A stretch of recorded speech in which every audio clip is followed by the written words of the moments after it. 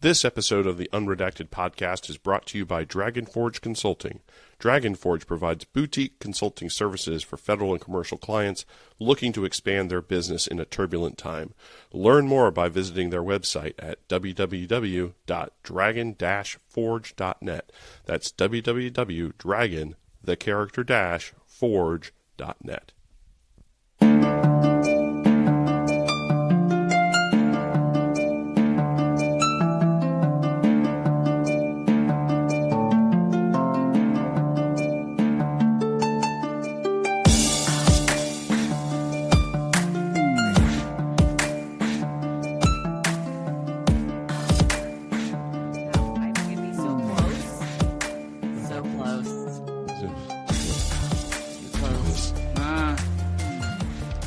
That's what everybody says. Too close. Get away, Lindy. You're too close. What are you doing? Please. Personal space. I know. I didn't space. get that. COVID was a hard time for me, Brian. I'm a hugger, so it's tough. I was thinking about that the other day. Like when the pandemic was announced, we actually had an all hands for the future AI strategy at the agency. And I thought about this the other day. Like, we didn't even understand. Like, we were just so like, oh, fine. We don't shake hands for doing this, elbow bump thing. Yeah. Not even fist bump.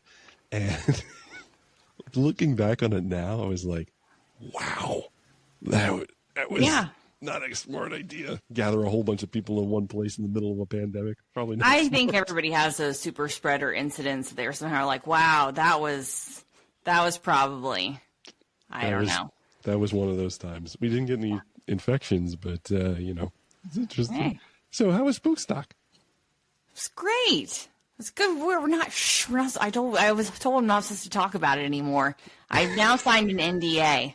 I'm sorry. I didn't know. They start inviting riffraff like me. I'm just a hustler. I'm trying to make money, so I forget. Yeah, they'll let anybody into this thing. No, not true. It's good. Yeah. Was the band decent? Yeah, I mean, you don't go for the band, do you? But I mean, I don't hate. I already forgot who it was. Gin Blossoms. Again, Jealousy. It's, not bad. I'm more of a country music fan, I will say. Just went to a Riley Green concert. Shout out to Riley Green. They got to get him. He's a patriot. I bet he would come. Oh gosh, now I'm really going to get banned. They have another one. I'm not going to say the name. Brian, you're in the know. I'm icy adjacent, so I don't know what I'm not supposed to know. But they have another one, wink, wink, and it's country version, so it's for people like me. I'm really down with the country bands. So, yeah. That'll be good. Yeah, that'll be I'm fun. excited. I'm manifesting this. Riley Green, if you're watching, I saw you play in Lincoln, Nebraska in a sellout crowd of your people, and we would like you to support the intelligence community by playing for a free discount rate at a clandestine event, raising money for the kids of Shadow Warriors. I'll send this to Riley Green's people. He's also easy on the eyes. I'm not allowed to partake, but if I were, Riley Green would be on the list. Interesting. I can't compete. Anyway, that sidebar. That's controversial. Sorry. So he's on your list. There's a list. Everyone has a list. Do they? Yeah, there's. If you ever are, for guys, it's like Sydney Sweeney's on the list. I'm not saying for me. I'm saying some guys. Some guys Sydney would have Sweeney, her on the Julia list. Roberts, So if you ever have an opportunity to date her, it's free. It's a free pass. It's like no, you absolutely should do that. No, I mean, as we said already, a hug could do a lot for me. So actually, I would just like him to give me a hug. That's all. That's my hall pass. Easy. It's a hug hall pass. If you have anything more than a hug hall pass in your relationship, we need to talk. Like, you need to. You're recording in church right now, Brian. I am. If I'm not going to call you out on that if I'm allowed to say that, but I feel like Jesus can see. And there needs to be space for the whole. I'm saying I want to hug, but I'm going to leave space for the Holy Spirit when I hug Riley Green. He's not going to marry me. And I know it. So But in the context of the listeners, I'm sitting in the sound booth of my church because I'm in between meetings and it's a quiet place, and so yeah. I chose it here. Now I know. So I'm just saying Jesus is listening. So you better watch your explicit filter. I guess so.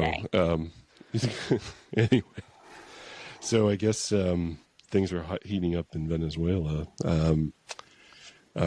Looks like we're deploying a lot more assets into theater, and looks like things are starting to heat up. I mean, any hot takes on that? Not really. I mean, I think it always comes down to like, why are we in these places, right? I thought we were America first. So I think there's a lot of people questioning why Venezuela.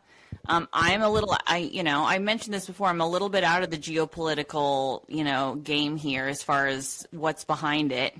My general take is like, we don't know how what's going on or the full escalation, but Venezuela kind of important in, from a regional context, also natural resources context. So it's not that it does not make sense that things would have escalated there and the direction that they're going. That's my take. I'm not surprised, I guess, as it were. It is curious that it's gotten so hot so fast. I mean, usually these kinds of escalatory moves are preceded by something catastrophic like loss of American lives or something like that. So it is a little curious, like, why are we getting so aggressive in this AOR so quickly? And I know that the administration is pointing toward drug shipments. I mean, yeah, that's a thing. But in my experience, more cocaine comes across the water from Colombia than it does from Venezuela. But, maybe they know something I don't know. So here we are. I guess we're just going to have to wait and see. But I think this illustrates, why we invited our guest interviewer today, Anthony Vinci, who was a former senior executive at NGA. And he wrote a book called The Fourth Intelligence Revolution, which, if you haven't read it already, is pretty good. But one of the themes that he advances is that citizen intelligence is probably if it's not a future thing, it's a now thing. Paying attention to what's going on in your personal life, what's going on in the world, because these lines that we've drawn around ourselves about here's what I do day to day and here's what I do in my professional life, private life, that's getting blurred very quickly. Yeah, no, I mean, I think it's an important topic because, the climate that we live in and the intelligence threats are no longer, I mean, I think it ties into also like the notion of gray zone warfare, right, which is pretty popular. So this is kind of an example of that. And, I'm sure ties into his work and research that the blurred lines, it's no longer as clear and cut and dry. And Venezuela is definitely one example of that. But there's a lot of them across the intelligence community ecosystem right now that, we have. Yeah. Exactly. And what it's a great point, because what I was saying is like, usually it's this definitive thing, right? There could be some very quiet things happening that are kind of eating away at the underbelly of something that is in America's interests. And it's just invisible to us. And if it is, then who's it incumbent upon now to communicate that to the public? And we've talked about Ukraine before, but one of the things that the Ukrainians are doing that I think is kind of illustrative of what Anthony's talking about is they are using intelligence to derive battlefield advantage, sure, but they're also doing it to make sure that the population of Ukraine supports the cause. These people are sacrificing quite a lot. So if you're able to communicate to them that here's an operation we did, here's the effect we had, we're making you safer, that's great. And that's probably where the future of the intelligence cycle will be and how it will kind of merge with public affairs, for lack of a better term. Yeah. So, we were really happy to get Anthony, especially on his book tour. So this is our interview with him.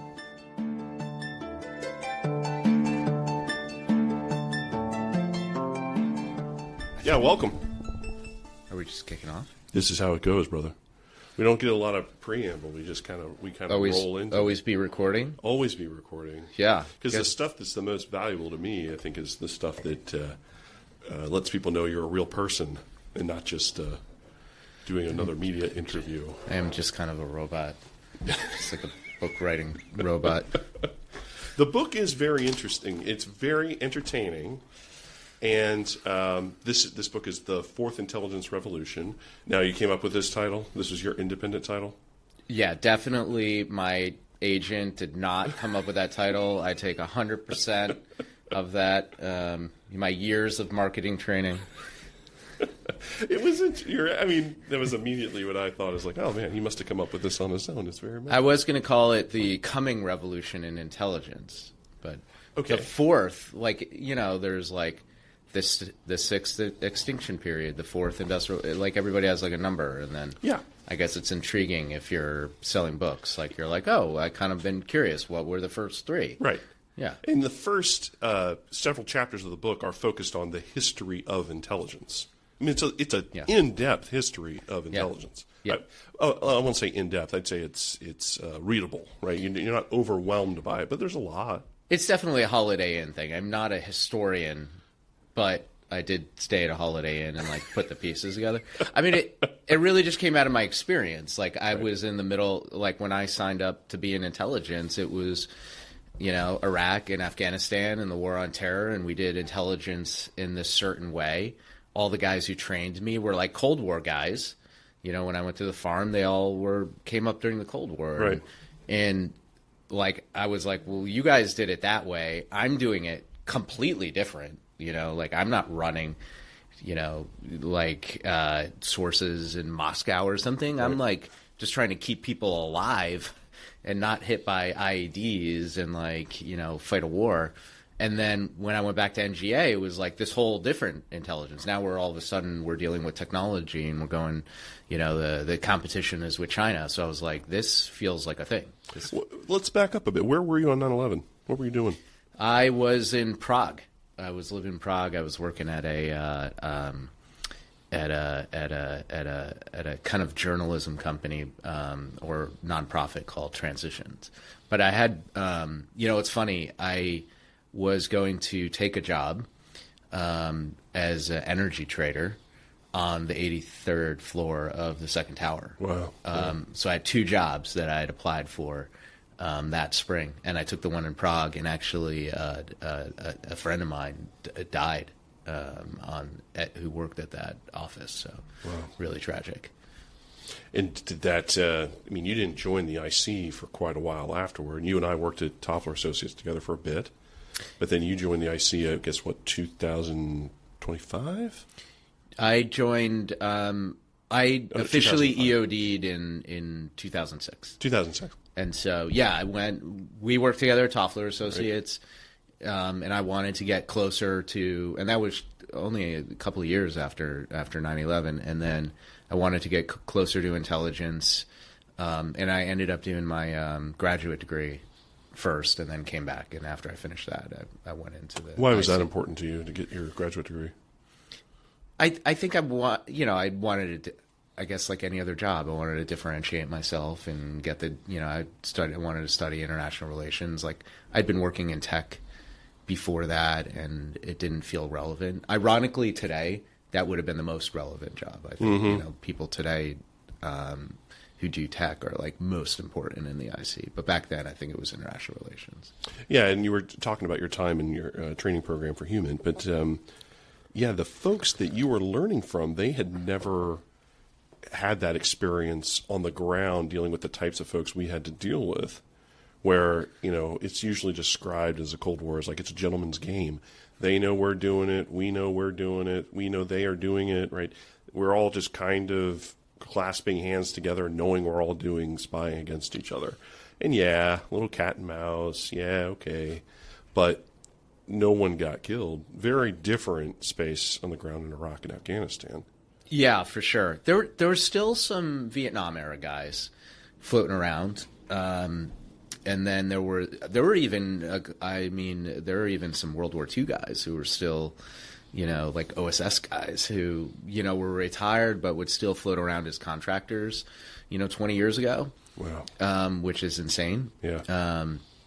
There was one guy who was still had a badge even by 2010, was still coming to work every day, who was World War II OSS guy.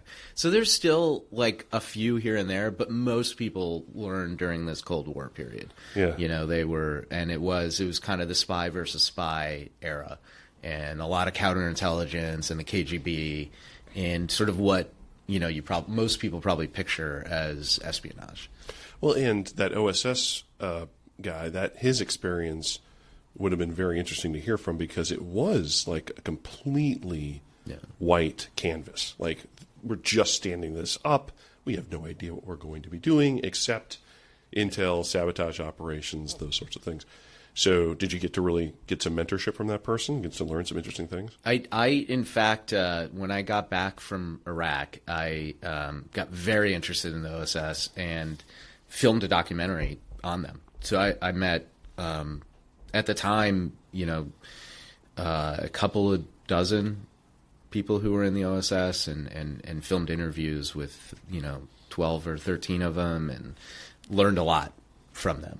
And, partially what I wanted to do in the book is also sort of bring that out a little bit, that like they were the start. They were like the big bang of intelligence for America. You're right. It was totally white canvas. I mean, we learned from the British, so we kind of like took from them and MI6 and those kinds of groups, but like we did it in an American way. Like, we had a different culture than the British.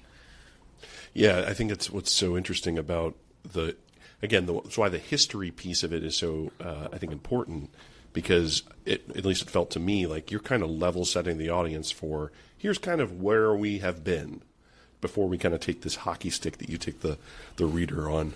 But let's talk about that. So in your experience in government, wholly non-technical role, like trying to persuade people to do things they wouldn't otherwise do, tell you things they otherwise wouldn't tell you. Help us understand, what is it like to kind of live in that culture? What's your day-to-day kind of like? As a case officer? Yeah, I mean, it's interesting, right? Your job is to sort of be almost like a paid criminal, right? Like, you are paid by the government to go to another country and break their laws. Espionage is illegal in almost every country in the world. You're there fundamentally to collect intelligence, and the way that you collect it is you find somebody who has intelligence, we call it in the industry placement and access, right? They work somewhere, or they know someone who can get them information that would be important for an American decision maker, like for a president or a general. And so, your job is to sort of find that person. Sometimes you're given like a lead, like almost like a sales guy, right? Like, you're given this lead, like, hey, we think this guy might know something. Why don't you go meet him? And you have to go meet him. You have to, it's called doing a bump sometimes. Like, you literally, this person is maybe at a Starbucks or something, and you have to figure out a reason to approach them, and just, get them to trust you over time, and then ultimately recruit them. And when you recruit them, you let them know you're an intelligence officer. That can be a shocking event, so you want to prepare them. It's like getting married. Like, if there's a probability that she might say no, you're probably not going to do it. Like, you want to go and know that when you pop this question, it's going to happen. And then once they're a recruited asset, you go and collect information. You bring them requirements, and you say, hey, do you know about this? Do you know about that? Can you find this out for me? And then you bring that information back, and it's an incredibly fulfilling job, because you're out there doing something for your country, and it's interesting, and it's a little adventurous even. Yeah, fascinating stuff. I worked for a case officer at CIA who it was very interesting to talk to him about establishing trust and credibility. And one of the things I thought was spectacular about your view when you're that close to the action on the ground is, these are his words, I never had a source that was unreliable. As in, they never lied to me. I mean, you're laughing, I'm laughing. Because you want to believe that your sources are accurate, but you had times where you probably encountered somebody who's like, well, I'm not quite sure he's being candid with me or truthful. Yeah. Yeah. I mean, I think this is a life lesson for anyone, doing anything. And in fact, I sort of bring it out in the book is, it's true. Like the sources could lie. They could be lying, and it's not their fault, right? Maybe they're compromised. Maybe their family has been threatened and they've been forced to lie. Right. So it's like they may trust you and you may trust them, but there may be some reason that you can't trust the information. So you have to test for that. It's called operational testing, like ops testing, and try and continuously be assessing them. And I think there's a life lesson in that for all of us, even for when you're reading a newspaper or something like this. Like, yeah, generally you might trust a piece of information or a newspaper or whatever it is, but every now and again you got to check and make sure it's still trustworthy. Right. And that experience where you've got to say, well, my degree of certainty that this is accurate is insert number or a confidence level. Now let's transition to technology. So you spend some time out, you're working in the tech sector, then you go back into government and NGA. Okay. So now, source veracity, now a very different type of question. Yeah, I mean, and I think that's part of what I brought to the table going back into NGA is being a case officer, being somebody who thought about how do I get information, by any means necessary, but how do I deal with uncertainty? How do I deal with risk? When you're a case officer, you talk about and you think about calculated risk. There's no risk-free operation, right? Like you're always taking some risk for you or your source or what you're doing. Sometimes physical risk, right, when you're operating in Iraq. But you're balancing that with, well, if I do nothing, then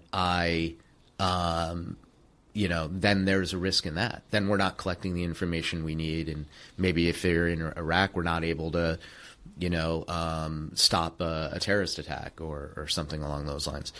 And so I transferred that to thinking about technology, and in particular to thinking about artificial intelligence, which is, to me, the most important technology for intelligence, since the invention of the computer or something like this. It's incredibly important, but it is risky.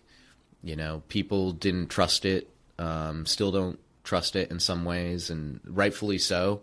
I think everybody's gotten on ChatGPT and sort of seen that it maybe says some weird stuff sometimes. But you have to take that risk because doing nothing, not using it, might be a bigger risk. And that's what I was sort of doing at NGA, and that's what it brought to the table. Yeah, let's talk about that. So how do they think about risk at NGA? Very different calculus, not putting lives at risk, but what are they thinking about? I mean, someone's job at NGA, did you, I don't know if you watched House of Dynamite, this movie. Good film. Yeah. Good film. I was tense the entire time watching it, and it tells this story of an unwarned launch. That's what that's called, where a missile is launched. I won't give away all the plot specifics, but we don't know who it's coming from, where it's going to hit to start with, and that's like the nightmare. Right. And that is the risk that every NGA analyst and many thousands of intelligence officers think about every day is, what if a nuclear weapon came to America and we missed it. Yeah. And so every day they go to work and they're like, I'll be damned if I'm going to let that happen. Right. Right. And so that consumes you as an intelligence officer, and rightfully so. And that's why that mission is so important. And so now imagine you're doing that every day and you're doing it the best you can. And all of a sudden this guy, me, comes in, and I was like still in my late 30s, and is like, you're doing a great job, but like, I want you to do it differently. And I want you to trust this machine, this AI machine to help you do that.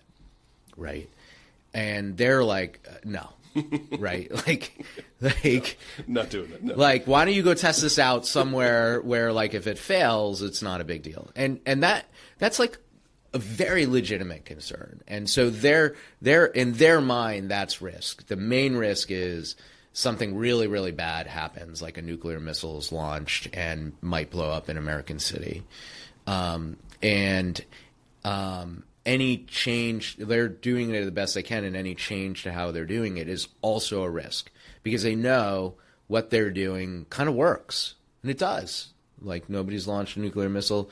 And in fact, even in terrorism, there's not been, a massive 9/11 level terrorist attack on America. We're doing something right. But my view is that, the world keeps moving and the threats keep evolving, and one day something will come through, and we have to use the tools that are available to like make us better and better. And so you have to come to terms with like changing what you're doing and how you handle that kind of risk.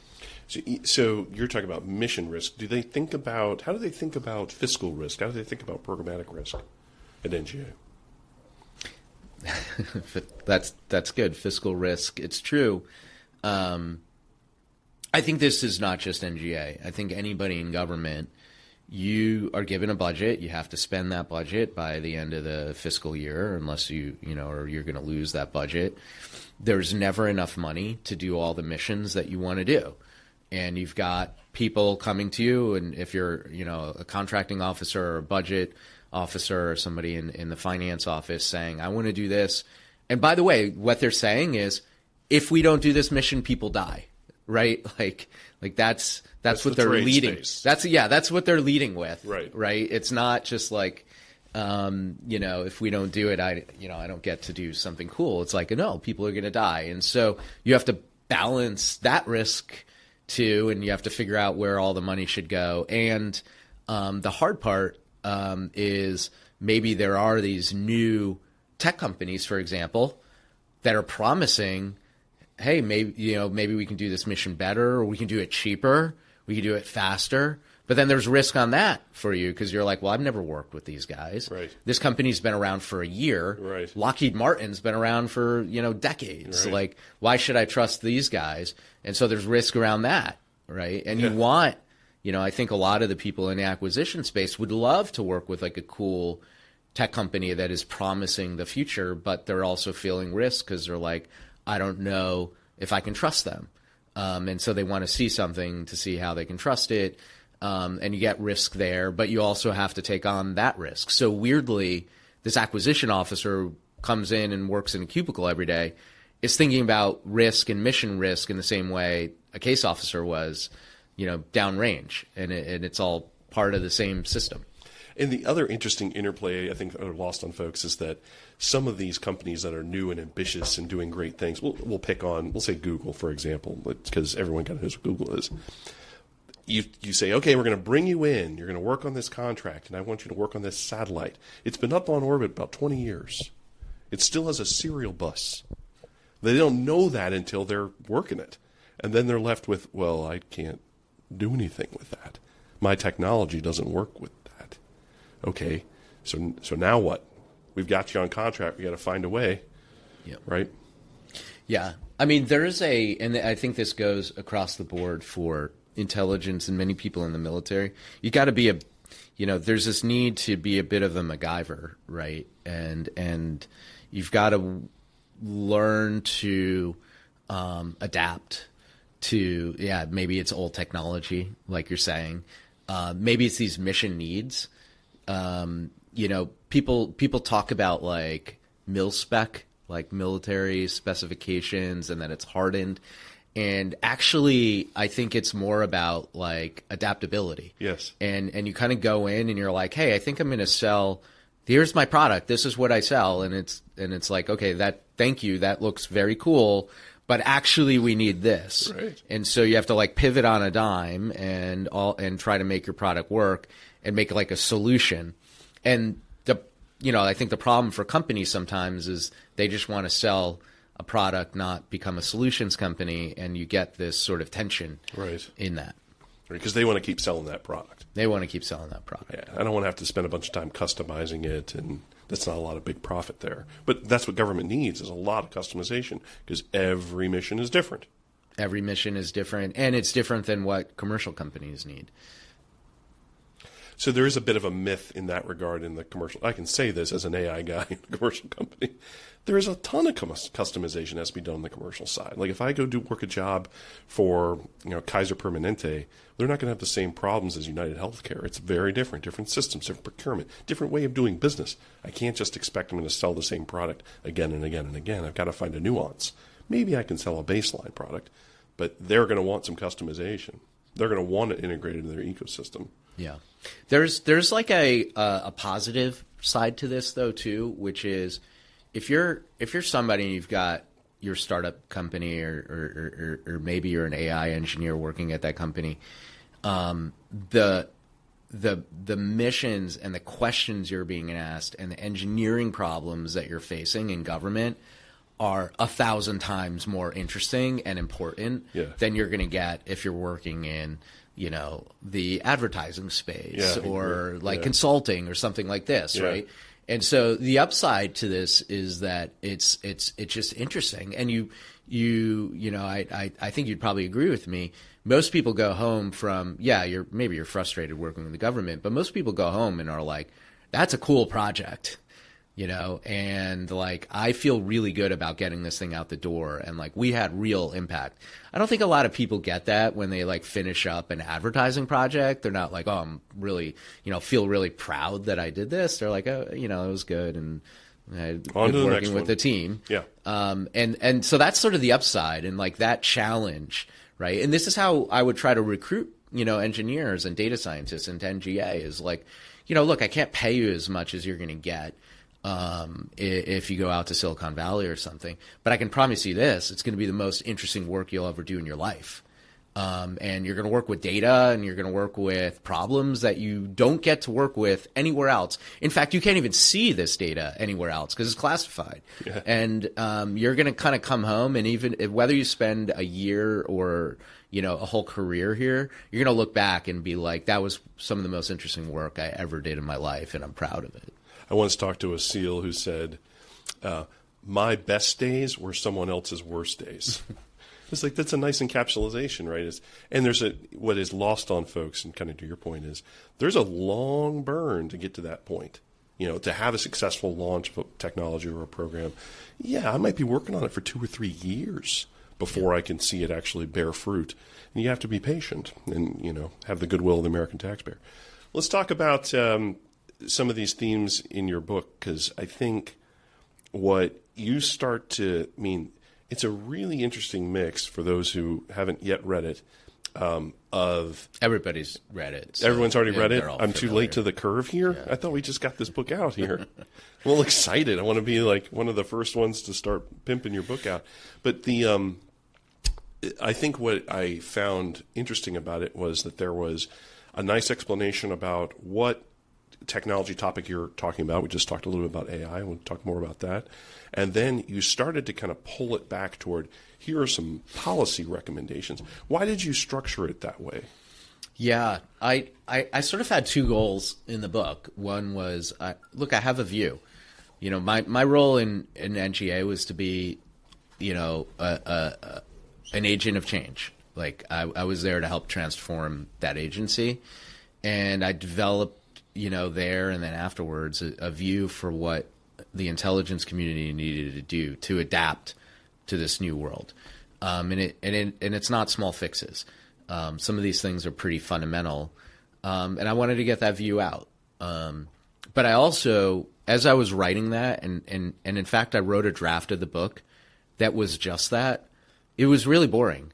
Like it was, it was like a think tank piece, like something you would hand as a report to, the deputy director of an agency, and, maybe they would read the executive summary and, hopefully you'd get one thing through. And I realized that this revolution that was happening in intelligence was sort of affecting everybody. And maybe we can get into that. And once I realized that, I realized I needed to explain to the general public what was going on in intelligence because it was affecting them, and that some of these solutions involve them, right? It wasn't just about how we would change the government. It's how this would affect all of our lives and maybe everyone might have to become involved in intelligence, whether they like it or not, because they're being affected by it. And so I tried to do those two things in the book. One is sort of say, here's what I would do to the intelligence community to change it, because this is what I think we need to do, to secure the nation, but also try to explain, here's what's going on in intelligence to an everyday person, and say, this is what, we all might have to do to secure ourselves. Yeah, let's talk about those big trends. So you identify about 3 different really big trends. Let's start with open source. Open source intelligence. What's going on in open source that got your attention? Well, I would say, I even took a step back from, I would say, open source. I would say intelligence is expanding.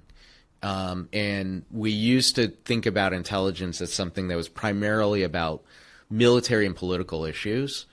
And now it's increasingly about all forms of competition. And that's driven by what's happening is that China in particular, but other adversaries are competing with us, not just militarily and politically, they're competing with us in economic and other areas. And so China is performing economic espionage. They're spying on American companies. And so as that happens, the intelligence community needs to broaden its view of what is being spied on, what we should spy on, how we should do that. And so that means doing economic intelligence. That means doing science and technology intelligence. That even, I point out in the book, China is spying on genetic information. They're collecting DNA information from people globally through companies like BGI Genomics. So all of a sudden, even our DNA is part of the, this great game of intelligence. Right. And so we need to respond to that. Intelligence needs to broaden.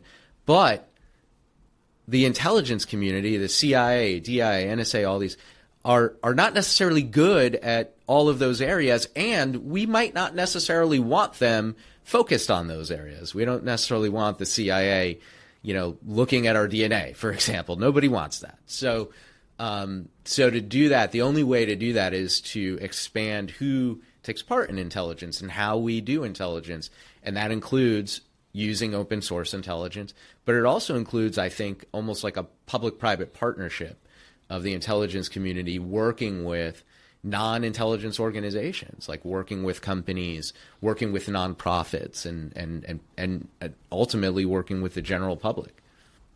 Yeah, the variety of different types of information that you go through in the book is a little staggering.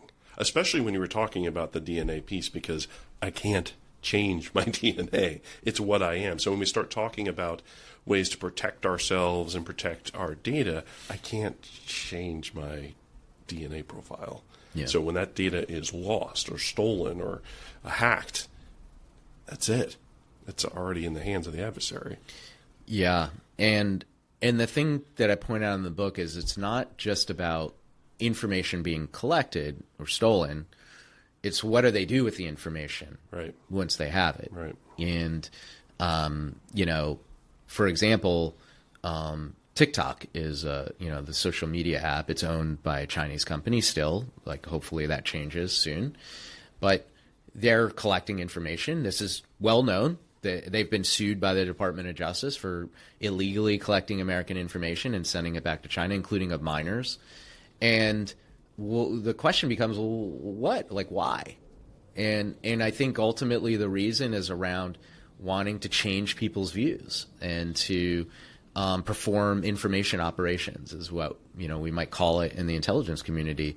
Think of it as advertising. An advertiser wants you to buy a Chevy instead of a Ford, but maybe China wants, instead of wanting you to buy a Chevy, what they want is for you to not want to defend Taiwan in a war, for example. Right. Or they want you to forget that Tiananmen Square ever happened, right? Like, they have a purpose with this information, and that's what's sort of important. And it gets a little dark when you start to think about what the purpose of DNA information is, but even that has a purpose. Right, biological weapons being one thing, right? Biological weapons, or the creation of super soldiers, right? And collecting DNA information to figure out how to do that. And we'd be remiss not to point out that China has actually cloned a human, which has been in violation of all sorts of international law, U.S. law too. So they're already on the cusp of, now that particular scientist was heavily sanctioned for it, but they genetically engineered a baby, right, to make them immune to a disease. And he is apparently in prison, although no one's heard from him. So who knows? So who knows? Who knows where he is? Yeah. So the other thing I think is a bit, I won't say it's jarring, but it's it's a little sobering, is you say, hey, we're all on the battlefield. If you've got a phone in your hand, you're on the battlefield. Can you talk about that a little bit? Yeah,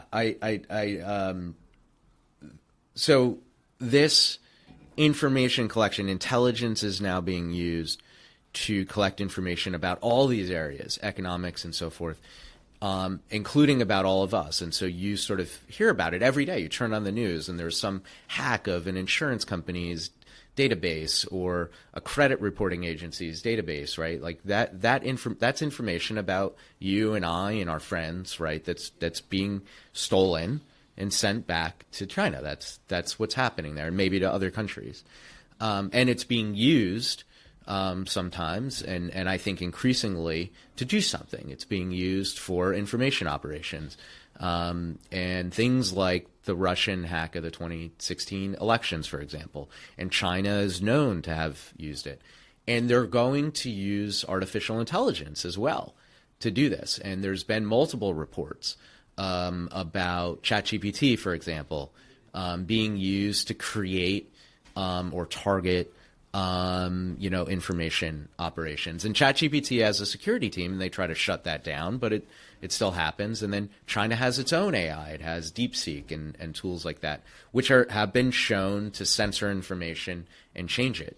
One crazy report is if you go on DeepSeek, which is a Chinese AI system, and you want it to generate code, and you let it be known to the system that you're generating that code for like a Tibet human rights group or a Uyghur human rights group, it will actually generate less secure code than if you were a different kind of organization. Think of that, right? So they're using this information, these AI tools, and they're targeting all of us. And that, to me, is the biggest change in this fourth intelligence revolution. So you just talked about what I would call algorithmic warfare in a way that folks don't commonly understand. If I'm able to use a generative AI tool to say, I'm intentionally going to give you something that is going to suit my geopolitical interests and not yours, a Uyghur or Tibetan or whatever, U.S. government example, now that's algorithmic warfare. I think so. And they can also do it to you as a person. Right. I call this hacking minds, right, in the book, that they, could potentially use and may already be using AI to subtly change your view over time.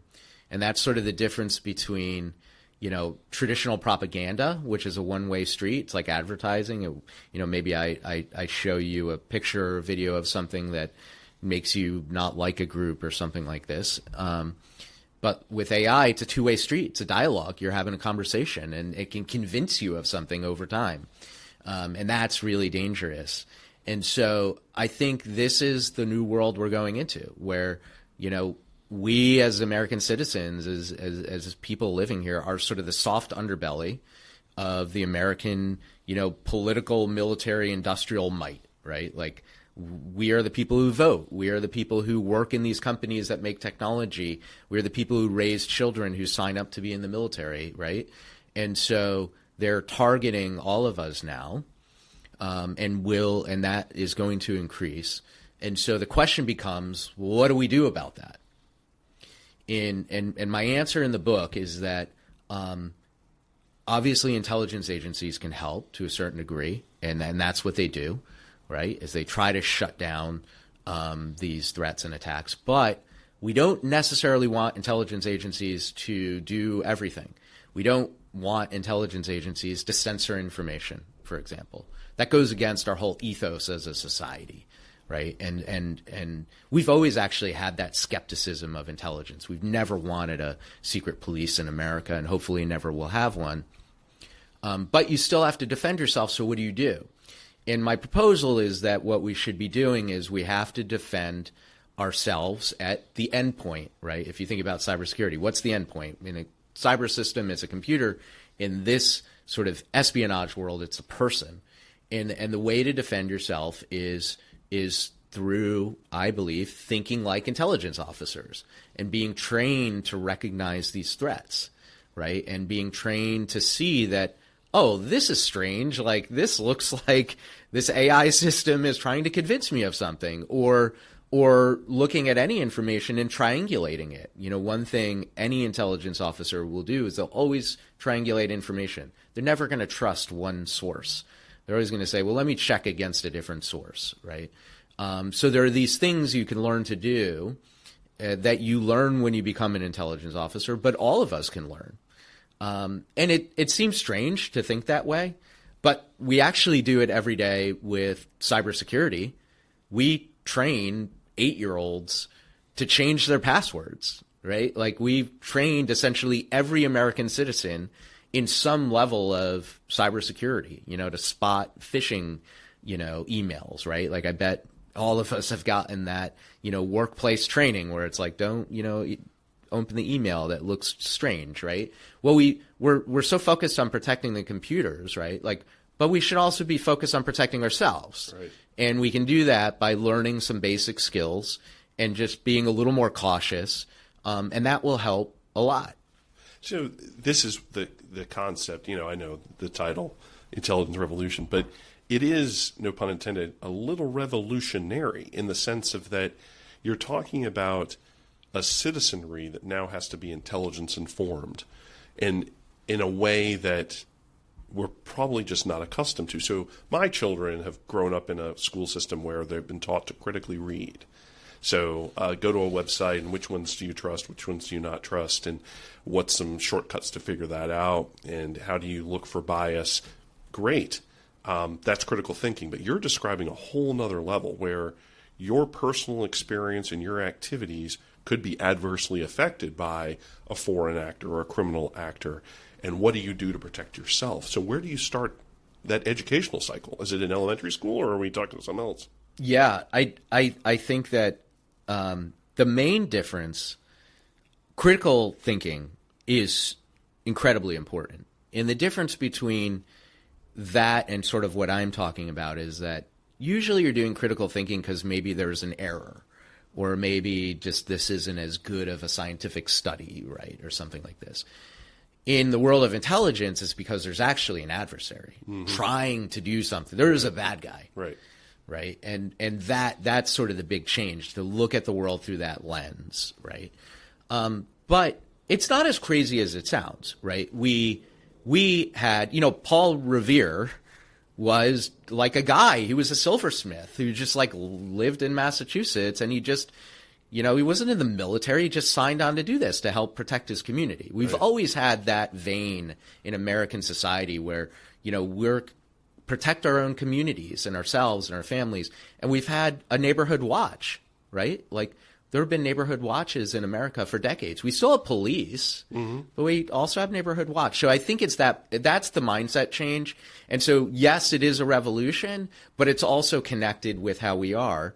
And, you know, to your question, yeah, I think you have to start in elementary school, but it has to be age appropriate, obviously, right? Like, and in the younger ages, maybe you're just talking about, you know, how sometimes information can be changed, or sometimes, you know, maybe you could tell it through stories and so forth, right? There's an age appropriate way, just like with changing their password, right? They're not sitting there explaining what a hacker is to an 8-year-old.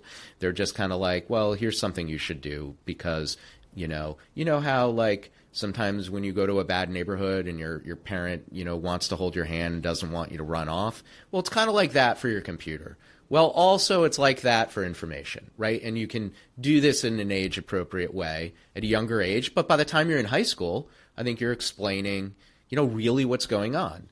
And if that concerns a parent, you know, remember this. My son, and probably your kids, get active shooter drills every year. Yes. They are trained to hide in a room if somebody comes into the school with a gun. Right. From kindergarten. Right.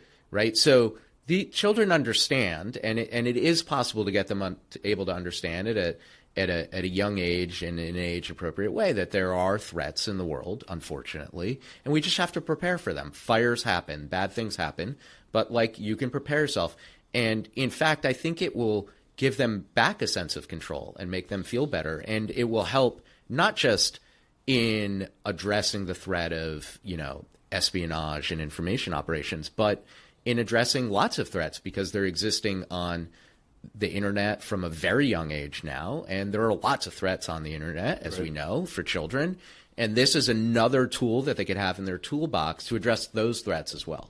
Yeah, yours are a little younger than mine, but the most jarring day I had was when my son started middle school, and my wife had gone. You divide your duties, right? You go to some of these orientation classes for back to school night, and she goes to another one. Well, she stopped me from going to one and said, "You need to go to this one."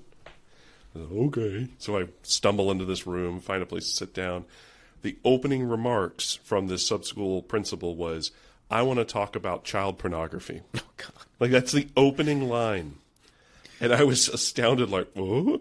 And basically, he was talking about sexting and how, like you're talking about, it's in our hands now, and it's going to be used however it's going to be used, and there are real dangers that need to be addressed. And he was being very open and honest about, this is a real danger, and I'm going to tell you, we will affect arrests. There are real consequences here, so be aware of that. So I totally resonate with what you're saying. Let me add a counterpoint so we can kind of explore the space a bit. If a detractor might say, you're describing a post-truth world, how do we understand truth when what is presented to us we're telling our children not to trust? How do you respond to that? Yeah, I think that part of what is going on is that these authoritarian adversaries, and I would point to China, I would point to Russia and people like this, are purposely increasing the distrust within American society. I think that was part of the point of Russia's 2016 election hacks, was to get people riled up and not trusting each other and being. When we say hacks, we don't mean hacking the system. We're talking about going after voters. Going after voters, right? And at the same time, artificial intelligence allows you to sort of make up information now. We've always done that, like Mao in China would change photos. But that used to take a team of people, but now, like a 10-year-old can do it, right? With just, using an AI system. So there is this feeling that it's hard to know what to trust. But the interesting thing is, like, the tools of intelligence officers actually help you deal with that, right? Like, think back to the, like Cold War, like John le Carré novels and stuff like that, right? Like existing in this, James Angleton, who was the head of CI at the CIA in that time period in the 60s, talked about a wilderness of mirrors, right? Like, you don't know what to trust. And, so how do you operate? Like, how do you live in a world where you literally don't know what to trust at any time?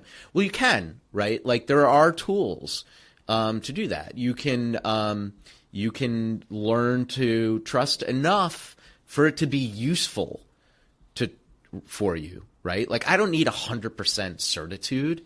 I just need enough to, like, know that this is probably the case. Like, I don't need to demonstrate beyond a reasonable doubt that quantum mechanics works in a certain way. I just need to know my car's going to turn on and, like, right? Like, so how can you get enough trust? Well, there are some basic ways you can get enough trust. I would think about it like that. And that can be through triangulating information. Like, okay, I don't know if this news story on the Wall Street Journal website has been hacked, or maybe they're just making it up or whatever. But if I see that it's on the Wall Street Journal website, and it's on the New York Times website, and it's on Newsmax website, and it's on the South China Morning Sea Post website, like, I'm pretty sure it's true at that point, right? Like, that's enough for me to kind of trust it, right? Or if you really wanted to do it, like, maybe every now and again you see a news story and then you go check on it in real life. Sometimes there are these, maybe there's a protest, and you see, sometimes you'll see them on TV and everybody's screaming and going crazy. Well, if you ever go to some of these protests, sometimes you see that actually they're screaming and going crazy in this like really small area, right. But actually most people are just going about their life, right? So you can actually go do what case officers like me used to do, which is like trust but verify. You can go out there and like check on it and then use that to assess your information source, right? And so I think that is a different way of dealing with trust in this world, where it's not about 100% certitude. It's about enough trust to do what you need to do. And maybe for more important decisions, you spend more time on it. For less important decisions, you spend less time on it. So you can kind of moderate it. And you're testing for information, and you're being an active consumer of information, right? Instead of just passively believing whatever you see. And that is probably enough to help 90% of people, right? So we've been dancing around the topic. Let's hit it right on the nose. Artificial intelligence. Talk to us about let's start with, how do you define artificial intelligence? Yeah, good question. Sort of the $1 trillion question, right? I would say artificial intelligence does something that a human does. And typically it's a form of software. It's a form of system that isn't a set of commands that are thought through ahead of time. It's reacting to the world. So ChatGPT doesn't, or Claude or Gemini or any of these systems, it's not like it just has a recipe, and whenever you ask it a question, it already knows the answer and it just looks it up and answers it. It's actually thinking in a way like a person does. It has like this sort of network, a neural network in a sense, that thinks like a person and answers like a person.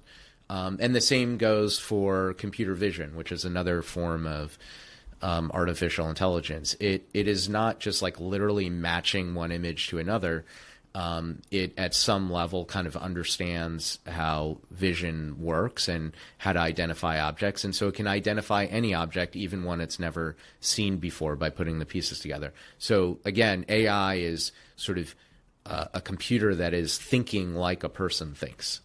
So given that kind of definition in space, we've talked about some applications of AI in this new information environment, which I think is fair to say. It is a new information environment because we have originally created content, we have artificially created content, and we have self-created content. The thing I think is interesting is our devices. You were talking about images. Like, I can actually generate an image off my phone that doesn't exist. I can take a picture of you, and I can exclude background. I can change the color of your clothes, color of your eyes. Like, that photo doesn't exist in real life, but there's a kernel of truth somewhere. So where do you see artificial intelligence playing out to counter this kind of messy information space?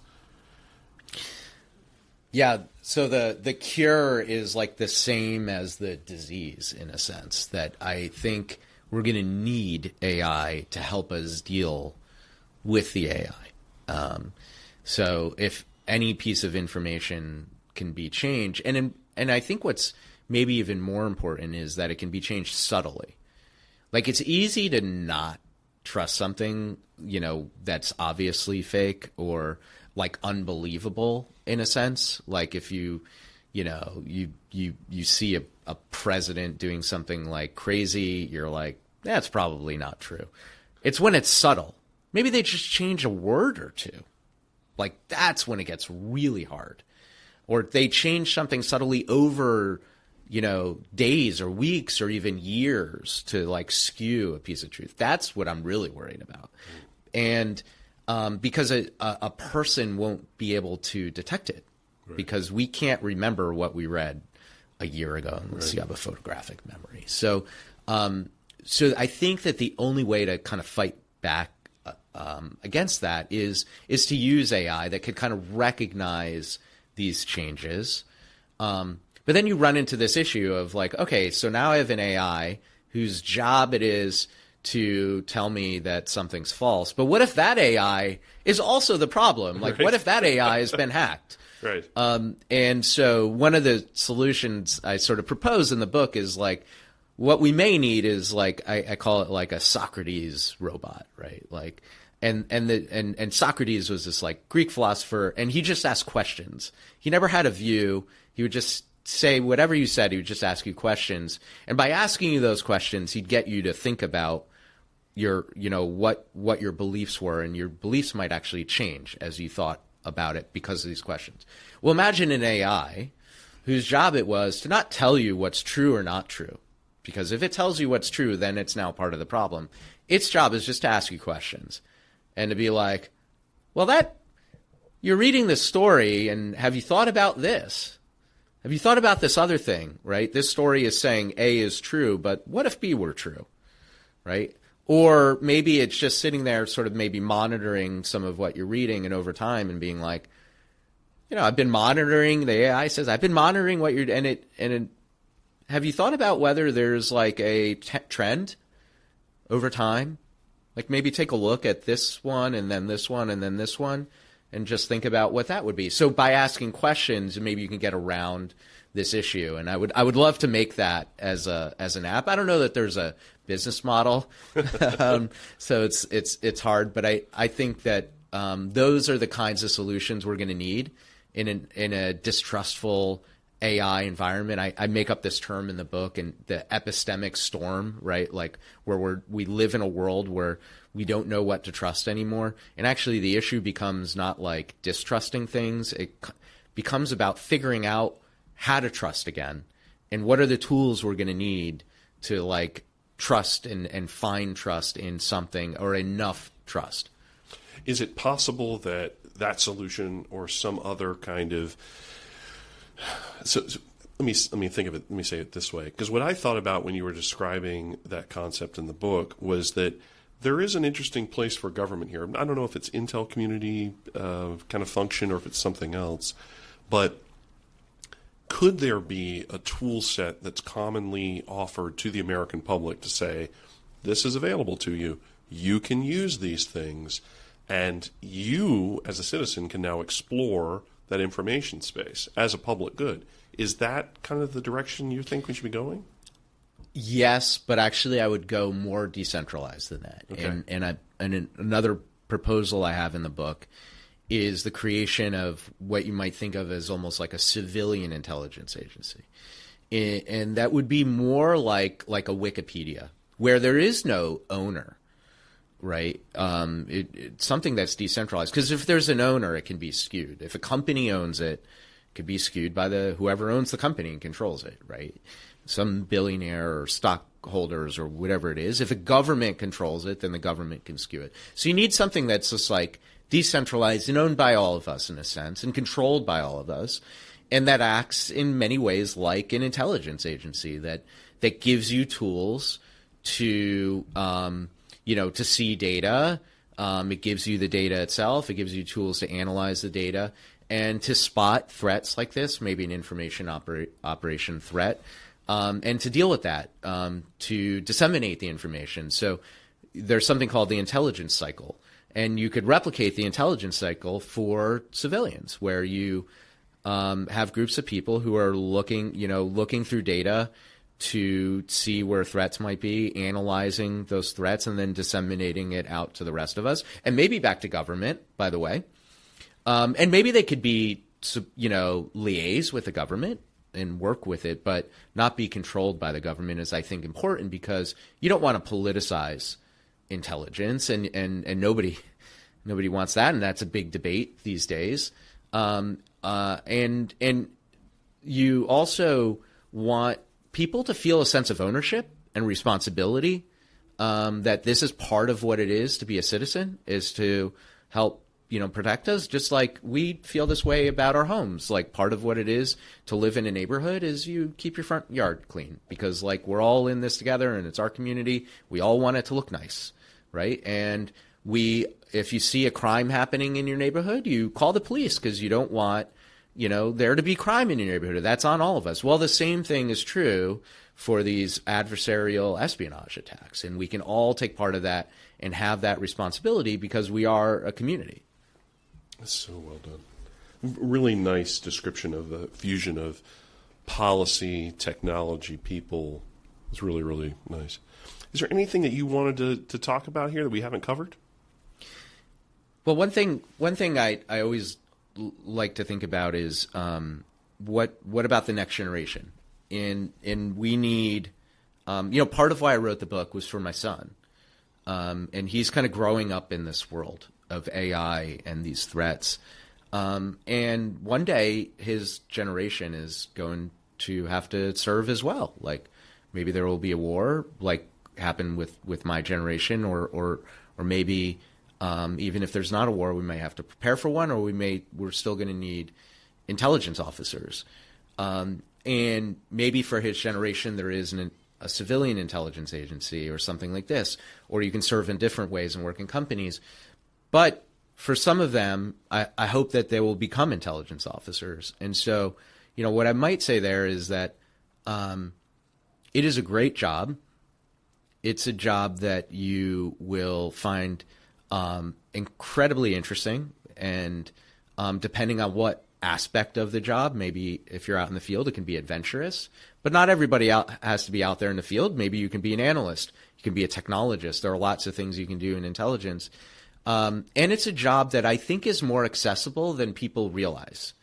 A lot of us, when you first sign up, you're like, how do I become James Bond? It's like almost unbelievable. It feels like something like, in the movie, you have to be like recruited and like, you went to Harvard and you lived in Kazakhstan and you speak 10 languages and like you're this exceptional person. And the reality is that what we need are people who know lots of things. Like, yes, if you know languages, that's great.